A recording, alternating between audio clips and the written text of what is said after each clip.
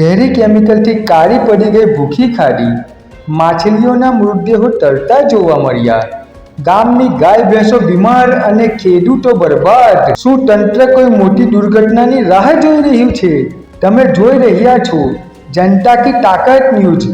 આજે અમે લઈને આવ્યા છીએ એક ચોંકાવનારું ગ્રાઉન્ડ રિપોર્ટ। વાગરા તાલુકાના કોઠિયા ગામ પાછળ વહેતી ભૂખી ખાડીમાં ઝેરી કેમિકલ છોડવામાં આવી રહ્યું હોવાના ગંભીર આક્ષેપો સામે આવ્યા છે।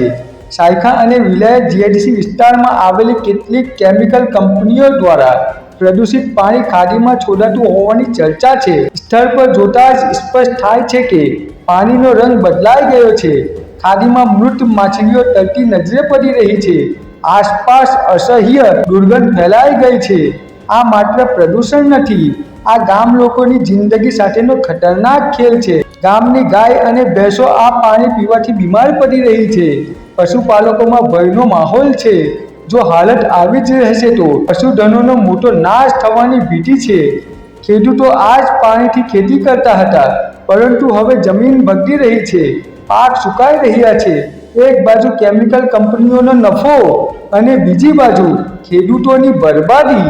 આ ન્યાય છે કે અન્યાય? ગ્રામજનોએ વારંવાર ગુજરાત પ્રદૂષણ નિયંત્રણ બોર્ડ પાસે રજૂઆત કરી હોવા છતાં હજી સુધી કોઈ કડક કાર્યવાહી કરવામાં આવી નથી।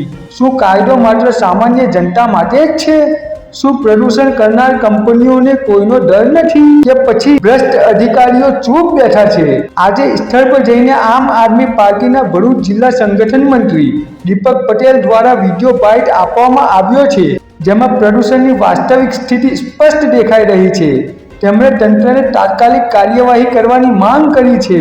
ગ્રામજનોની પણ આ તાત્કાલિક માંગણીઓ છે કે તાત્કાલિક વૈજ્ઞાનિક તપાસ થાય, જવાબદાર કંપનીઓ સામે કડક કાયદેસર કાર્યવાહી થાય, ખાડી અને આસપાસના વિસ્તારને પ્રદૂષણ મુક્ત કરવામાં આવે, ખેડૂતો અને ગ્રામજનોને યોગ્ય વળતર મળે। જો હવે પણ તંત્ર આંખ મીચીને બેઠું રહેશે તો આવતીકાલે મોટી જાનહાનિ થઈ શકે છે અને તેની સંપૂર્ણ જવાબદારી તંત્ર પર રહેશે। આ મુદ્દે તમારો શું અભિપ્રાય છે? કોમેન્ટમાં જરૂર લખો, વિડીયો શેર કરો, કારણ કે આ લડત માત્ર કોઠિયા ગામની નથી, આ લડત છે આપણા પર્યાવરણ અને આવતી પેઢીની સુરક્ષા માટે। જનતા કી તાકત ન્યૂઝ, સત્ય માટે નિર્ભય અવાજ। મકસૂદ ખિલજી સાથે હું મોહમ્મદ અમીન ભટ્ટી। આજરોજ અમે કોઠિયા ગામની પાછળ કોઠિયા ગામમાંથી રહીને વહેતી ભૂખી ખાડી જે વિલાયત જીઆઈડીસીની પાછળથી અહીંયા મેઘામ નર્મદા નદીમાં ભેગી થાય છે, એ નદી ભૂખી ખાડીની અંદર જીઆઈડીસીની ઘણી બધી સાયખા અને વિલાયત જીઆઈડીસીની ઘણી બધી કંપનીઓ કેમિકલ વાળું પાણી છોડવામાં આવ્યું છે અને પાણીનું વારે ઘડીએ જીપીસીબીને વારે ઘડીએ રજૂઆત કરવા છતાં પણ સાયખા જીઆઈડીસીનો મુદ્દો પણ છેલ્લા કેટલા 2 મહિનાથી રજૂઆત કરીએ છીએ કે ભાઈ એ કેમિકલ છોડે છે, તે પણ ત્યાં તળાવ ભરાયું છે, એનો પણ કોઈ નિકાલ નથી આવતો। ને આજે આ ભૂખીની અંદર રાતોરાત પાણી છોડવામાં આવ્યું છે। આ ભૂખી નદીની અંદર ખાડીમાં જે પાણી છે, પાણી અહીંના ધોળો એનો પાણી પીવા લાયક વપરાશ પણ થાય છે, સાથે સાથે ખેતીમાં પણ આ જ પાણી ઉપયોગ થાય છે, તો પણ અંદર કેમિકલ છોડ્યા છે। કેમિકલના કારણે ઘણી બધી માછલીઓ તમે જોશો અહીંયા હજારોની સંખ્યામાં માછલીઓ મળેલી પાણીની અંદર દેખાય છે ને કેમિકલના પાણીના કારણે આજે આ મૂંગા જાનવર તો મરી ગયા છે। કાલે ઉઠીને ઘણા બધા મારી બાજુમાં આજુબાજુમાં સાથે ગામના લોકો બી છે જેમની ભેંસો પણ અહીંયા પાણી પીવા આવે છે, એમની ભેંસો પણ ગાયો પણ એમની પીવા પડી છે અને જીપીસીબીને ખબર નહોતી પાણી પી લીધું। જીપીસીબીને વારંવાર રજૂઆત કર્યા છતાં પણ અત્યારે આવતા મેં 3 વાર ફોન કર્યા તો પણ એ લોકો કોઈ યોગ્ય કાર્યવાહી કરતા નથી। આ ઘણા સમયનો જૂનો મુદ્દો છે, જીપીસીબી વાળા કોઈ રીતે કાર્યવાહી કરતા નથી। હું ખાલી એટલું જ કહેવા માંગુ છું કે આજે કંપનીઓ ચાલુ છે એ કોની રહે હેઠળ ચાલે છે, કોના આશીર્વાદથી આટલી કંપનીઓ ચાલુ છે? વિકાસના નામે આ લોકો કંપનીઓ ઊભી કરી છે, પણ જે કેમિકલ વાળું પાણી છોડવામાં આવે છે એનો કોઈ યોગ્ય નિકાલ નથી। હું કલેક્ટરશ્રીને પણ કહેવા માંગુ છું કે અંદર યોગ્ય કાર્યવાહી કરવાનું ધ્યાન આપે।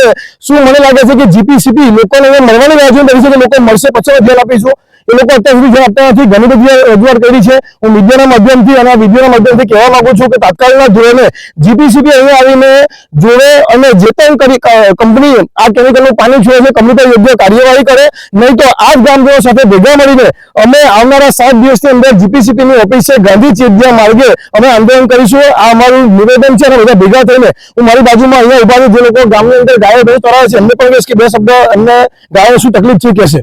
મારી ગાયો રાતોરાત પાણી છોડ્યું, હવે 4 વાગ્યાના છોકરા એમને ખબર નહીં, ગાયોએ પાણી પી લીધું અને ગાયો બીમાર પડી, ભેંસ બીમાર પડી, તો છતાંય કોઈ અમારું કોઈ સાંભળતું નથી. તો અમારે ગરીબ માણસને શું કરવું, કઈ રીતે અમારે જીવવું, અમારો માલઢોર મરી જાય તો. અને આ ખેતરમાં પાણી પાય તો ખેતરમાં પણ નુકસાન થાય છે. ને બીજા વર્ષે આજે પાણી કેમિકલ વાળું પડે, ગયા વર્ષે પાકતું નથી. એનું શું? આજે ખેતી પણ બગડે છે, ખેતીમાં પાકતું નથી. એ પાણી આવે એટલે અમારે પાણી પાવાનું પણ બંધ કર્યું મશીનથી. પાણી પટાટે પાણી પણ અત્યારે બંધ પાવાનું પણ બંધ કરી દીધું. અને ડેમે પાણી પાવાનું પણ અમારે જવું કઈ કાયમના માટે ઠેઠ વિલાયતથી ઠેઠ મેઘાન ઉડીના ઢોર પાણી પીવે છે નદીએ, ભૂખી નદીની અંદર. તે છતાં આજે ઢોર બધા આજે તરસે મળે છે. હવે એને કારણ શું છે કે આ કઈ સરકારે આવું તમને છૂટી આપી દીધી કે આવી રીતે છૂટું પાણી મૂકી દેવાનું, માલ ઢોરને કોઈ મૂકું પ્રાણી, કોઈ રખડતું જનાવર સીમની અંદર હોય એ પણ પાણી પીવે તો મરી જાય. કોણ જણાવે છે? જીપીસીબી ને કહેવા માંગીએ છીએ કે આનો તત્કાલી નિકાલ આવે.